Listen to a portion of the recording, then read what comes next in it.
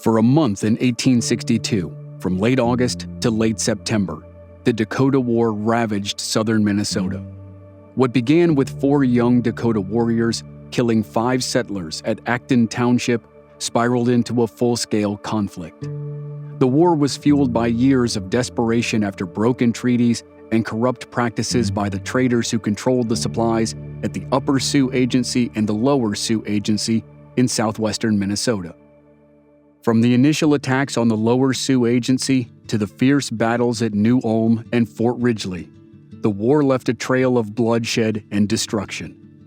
White settlers and U.S. Army forces in the area had been completely caught off guard by the suddenness, the speed, and the ferocity of the attacks. After a month of fighting, the Dakota had caused an immense amount of damage, but they had not managed to gain control of key places in the region. Meanwhile, the Army banded together with local militias and volunteers to reinforce some of the key places that had not fallen. Most importantly, Fort Ridgely. Colonel Henry Sibley led the U.S. forces, and they were finally able to turn the tide of the war at the Battle of Wood Lake. Sibley's disciplined troops and superior firepower overwhelmed the Dakota warriors, and the battle became the final clash of the war. Despite the Dakotas' resilience, their hope of reclaiming their land was crushed. One of the central Dakota leaders, Little Crow, fled into exile with some of his followers. He tried to find sanctuary with other tribal groups of the Sioux Nation, but he was denied each time. He had vowed never to return to his homeland in Minnesota, but after 10 months on the run, he decided his only choice was to go back. When he eventually returned, everything was different. On September 26, 1862, 3 days after the Battle of Wood Lake, roughly 2,000 Dakota men, women, and children surrendered to Colonel Sibley at a makeshift Army outpost called Camp Release. There, an historic process would begin. Sibley would negotiate the release of hundreds of captives who had been taken by the Dakota during the war. A military commission would conduct lightning-fast trials of hundreds of warriors and pass shocking judgments. The process would force President Abraham Lincoln to get involved, and even then, it would end with a dark, standalone moment in American history.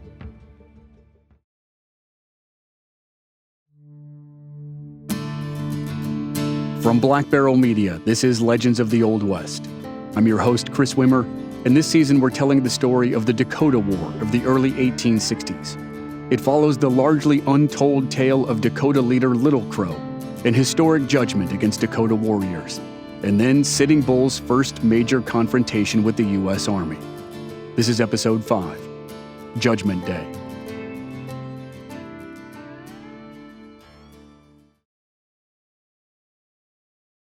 After the U.S. victory at the Battle of Wood Lake, the situation on the Minnesota frontier shifted. While Dakota forces were divided between those who wanted to continue to fight and those who wanted peace, Colonel Henry Sibley moved forward with a plan to end the conflict. The pivotal moment happened at Camp Release along the Minnesota River, where a Dakota peace party made the crucial decision to surrender. By the last week of September, after a month of war, the Dakota leaders understood that they could no longer sustain the effort. Sibley approached the peace-seeking faction with a singular goal: to recover all the captives held by the Dakota since the start of the conflict. For Sibley, that was a pressing matter, not only to secure the peaceful surrender, but also save the hostages before the situation worsened. Dakota warriors had taken many women and children during the war, and their release was the top priority. Sibley and his men bivouacked north of Camp Release. On September 26th, Sibley entered the camp and ordered the release of the prisoners. The Dakota chiefs complied and handed over roughly 270 people, mostly women and children, who had been captured during the war. The camp takes its name from the release of those prisoners. The captives, many of whom had endured unspeakable hardships, were handed over with a mix of pride and reluctance. Sarah Wakefield, one of the prominent captives, described her release as an emotionally complex moment. She had developed a bond with her protector, Chaska, who had treated her with kindness and saved her life on more than one occasion. Other captives also expressed conflicting emotions about their time in captivity, reflecting the complexity of relationships forged in crisis. While the handover of the captives marked the official end of fighting, the peace at Camp Release was fraught with tension. Many of the Dakota warriors who had fought in the war joined the peace faction. They trusted Sibley's promise that only those who were directly responsible for killings that were considered murder rather than fatalities in battle would be punished. That was a fragile hope. For the Dakota, the surrender was not a conclusion, but the start of an uncertain future. Fear gripped the camp as warriors, women, and children questioned what awaited them in the days ahead.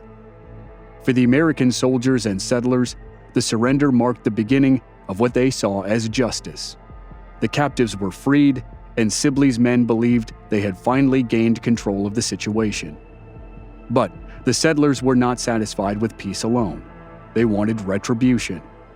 The demand for punishment grew louder as reports of atrocities committed during the war spread. Settler Thomas Ireland was emblematic of the situation.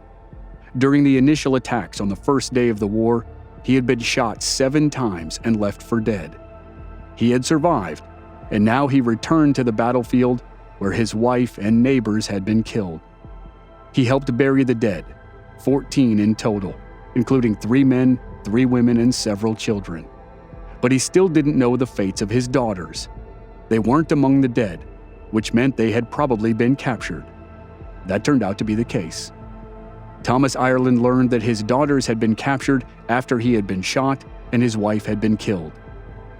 The girls were then traded for a pair of ponies, and in total, they spent 4 months in captivity before they were taken to the safety of Fort Pierre. Then, they were reunited with their father. At Camp Release, the return of the prisoners had gone about as smoothly as could be expected. Sibley's next challenge was to deliver on his promise, to distinguish between the Dakota who had fought honorably and those who had committed murders during the conflict. But in the charged atmosphere of post-war Minnesota, the task would be virtually impossible.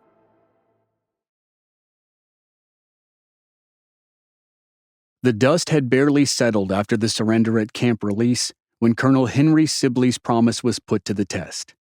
He had assured the Dakota that only those guilty of murder would face punishment, but the reality would prove far more complex and controversial.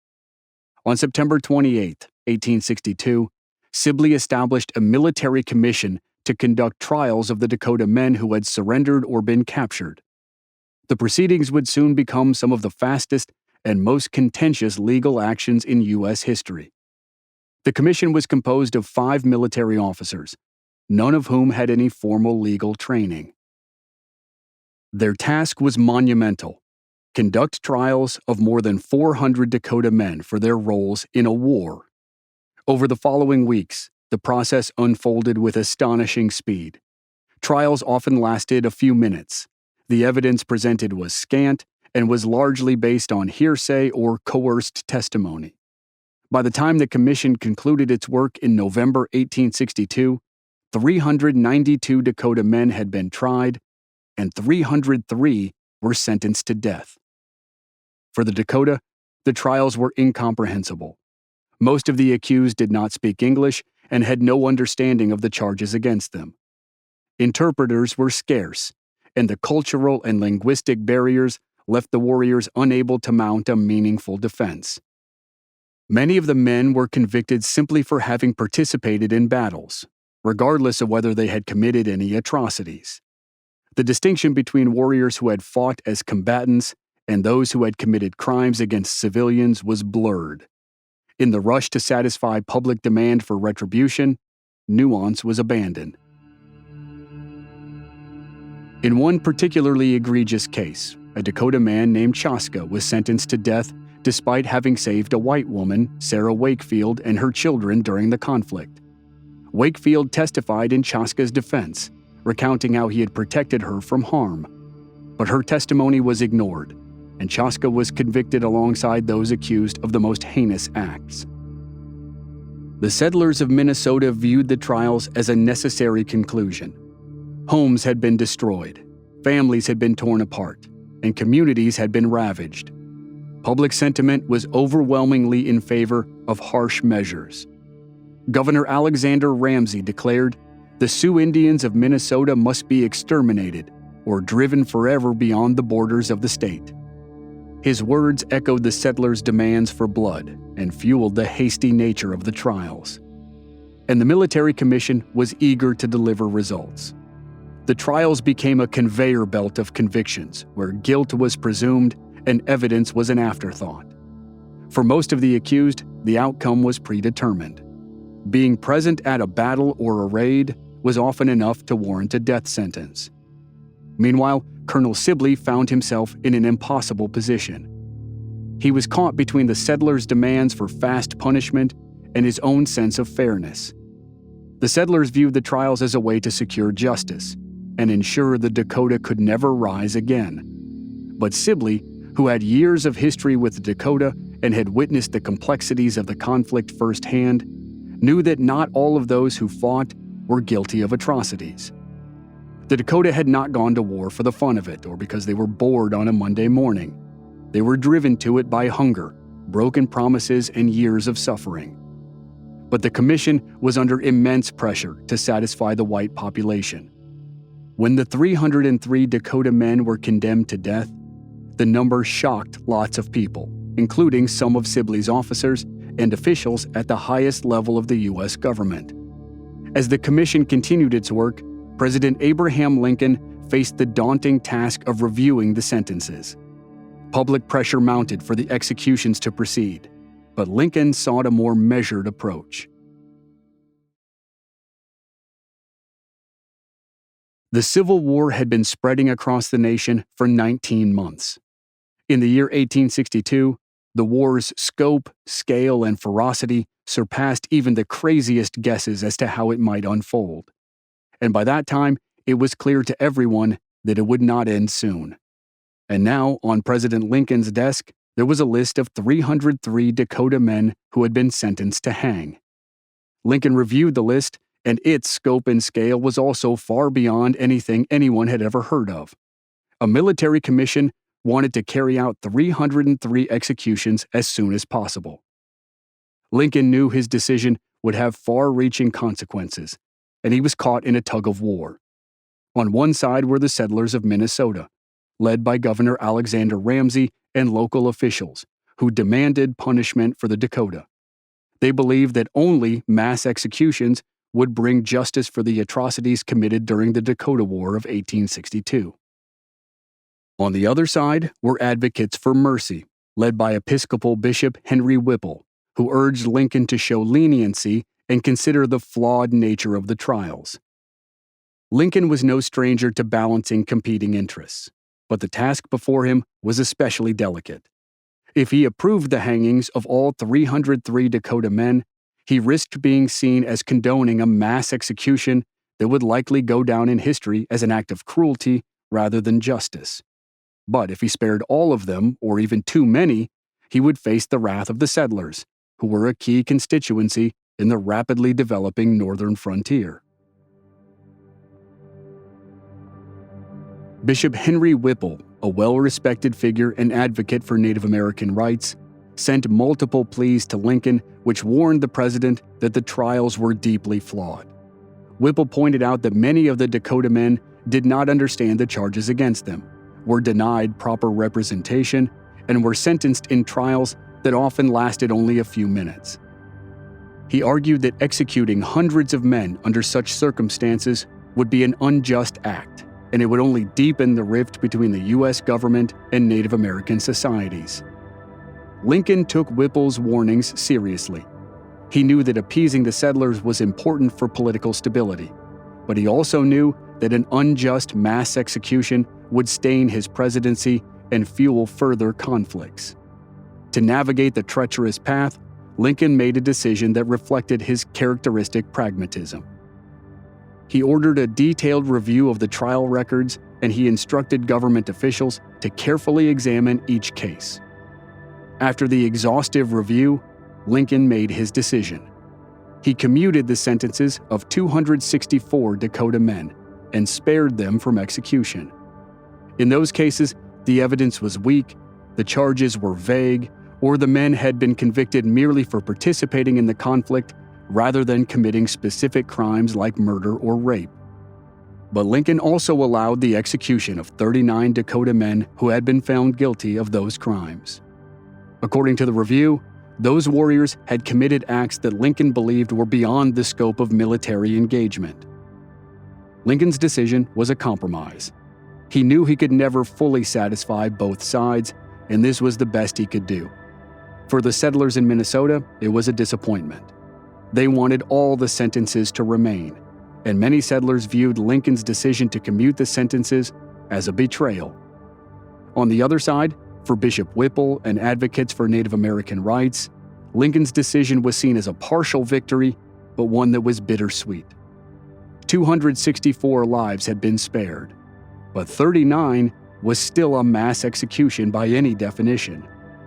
Whipple had hoped for more clemency.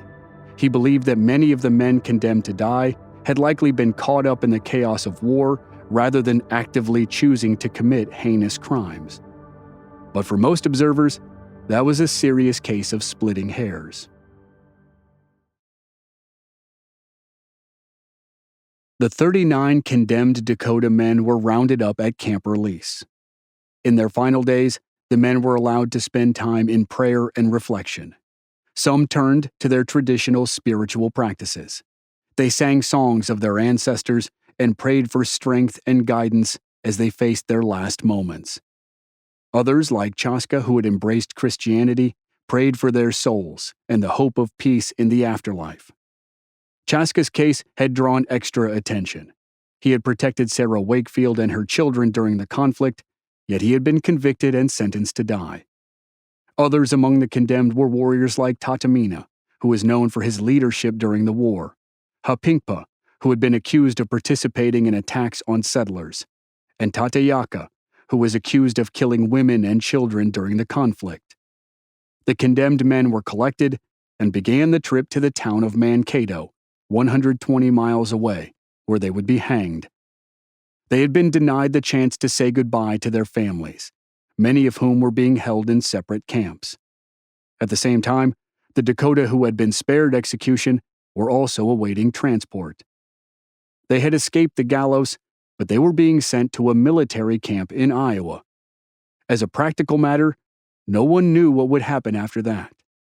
Maybe the prisoners would spend the rest of their lives there and die in a prison camp.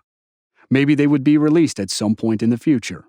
If so, what would they come home to? Would they still have homes? Where would those homes be? How many of their friends and family members would still be around? There were no answers, just confusion, fear, and uncertainty. It was late December 1862, and the town of Mankato was gripped by winter weather and anticipation. Preparations were underway for the largest mass execution in U.S. history. Throughout history, public executions have always been forms of morbid entertainment. In towns all over the American West, people streamed in from miles around to watch an outlaw hang. It was a common occurrence, but this one was different. Hanging 39 people at the same time had never been done before. It was exceptionally rare for a Native American warrior to be hanged in a public execution. And now, 39 warriors were about to hang in an event that would make history on multiple levels. It was a spectacle no one wanted to miss, and the town was filled with people. Some were people from the area around Mankato who had been somewhat affected by the war. Others were people who had not been affected at all, but just wanted to watch the show. And others were the settlers who had been right in the center of the uprising and who had experienced trauma which would haunt them for the rest of their lives. As the day of the execution drew closer, an undercurrent, a strange brew of anticipation, grief, and unease, swirled through Mankato. The 39 Dakota prisoners arrived in town, and their execution date was set for December 26, 1862.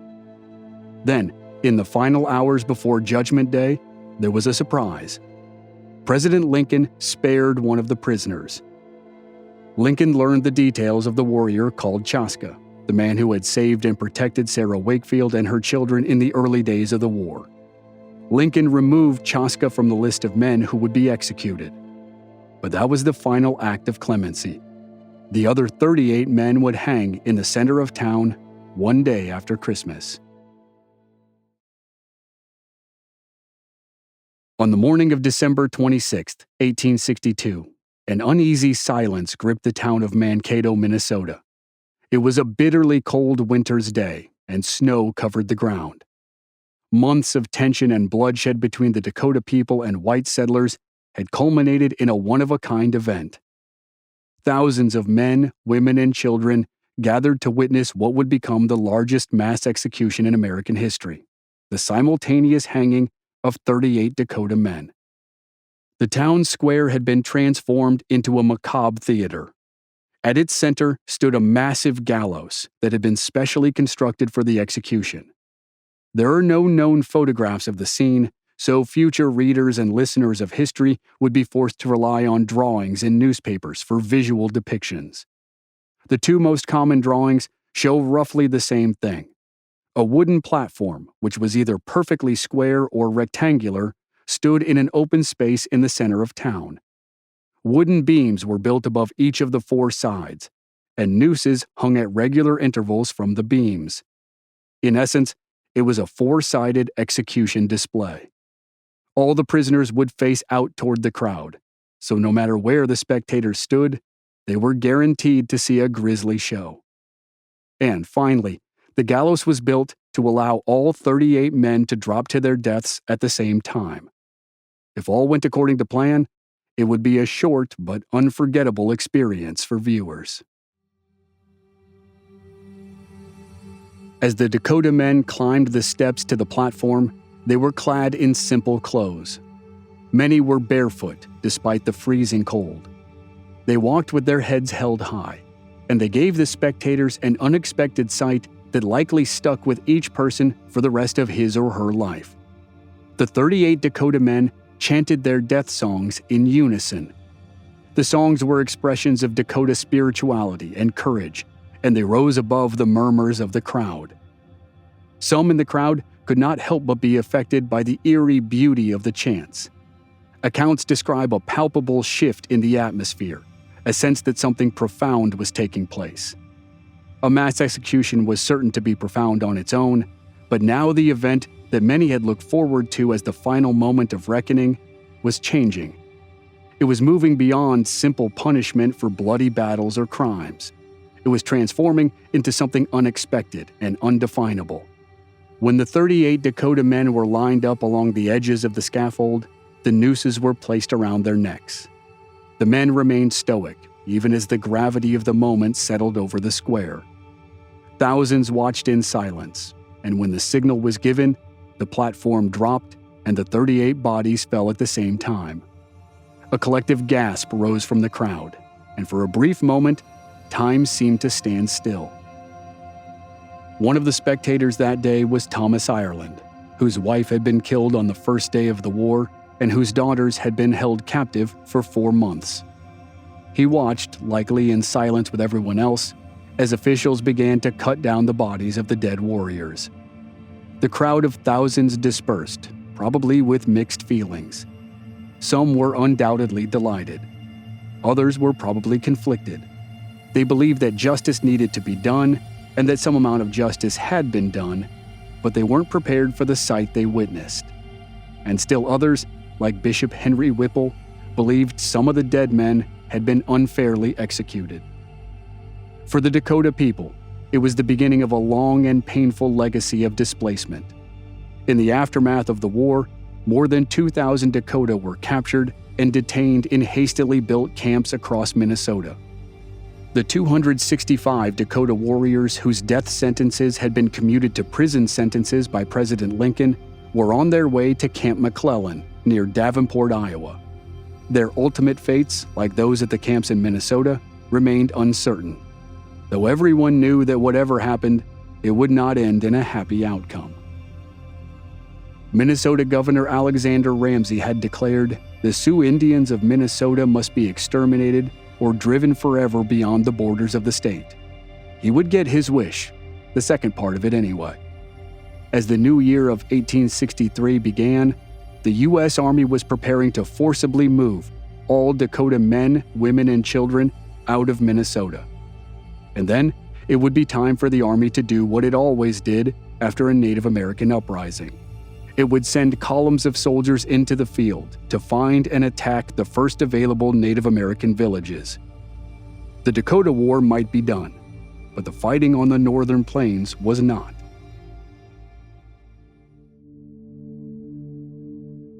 Next time on Legends of the Old West, Dakota leader Little Crow returns to Minnesota. The Dakota prisoners suffer terrible conditions in Iowa. Their friends and families are forced to leave their homeland.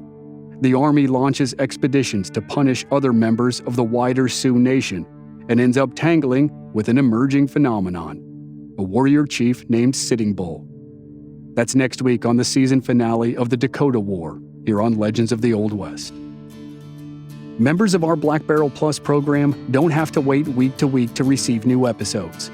They receive the entire season to binge all at once with no commercials. And they also receive exclusive bonus episodes.